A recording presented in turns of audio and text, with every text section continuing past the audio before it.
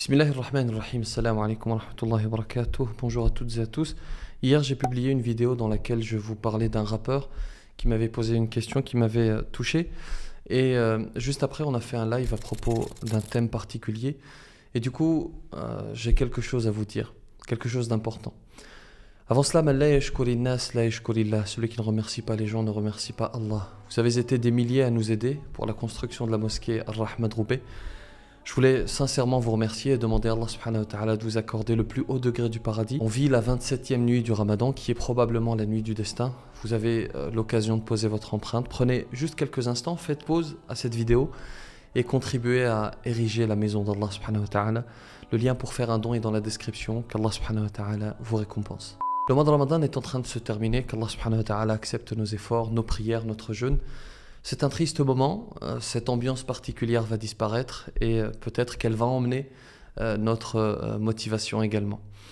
Suite à la vidéo et au live d'hier, en lisant vos témoignages, en lisant vos questions, je me suis dit qu'en cette fin de Ramadan, alors que la foi va peut-être baisser, alors que vous vivez peut-être de douloureuses épreuves, je me suis dit qu'il était capital de vous adresser un message clair que voici. Il n'y a pas de secret. Sois droit, évite autant que faire se peut le péché et tu seras le plus heureux. Vous voulez vivre agréablement? Alors délaissez le péché, aussi minime soit-il.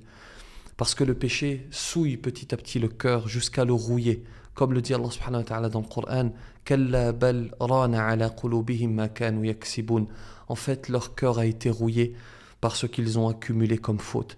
Quand vous êtes face à une tentation, souvenez-vous qu'Allah subhanahu wa ta'ala est avec vous. Patientez, ne vous faites pas piéger, ne vous faites pas avoir. Parce que le malin, parce que Shaitan va vous tenter petit à petit. Et vous connaissez peut-être les 7 étapes qu'il va suivre pour cela. D'abord, il va vous appeler à ne plus croire. Mais c'est trop gros et vous n'allez pas le suivre. Et si ça ne marche pas, donc, il va vous appeler à l'innovation, à la bid'a.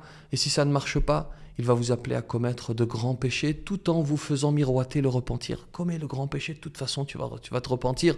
Et si ça ne marche pas, il va vous appeler à commettre de petits péchés. Et si ça ne marche pas, il va vous inviter à faire des actions qui ne rapportent ni péché ni récompense. C'est ce que l'on appelle al-mubah. Et si ça ne marche pas, il va vous guider vers des actions qui vous rapportent certes une récompense. Regardez comme c'est subtil.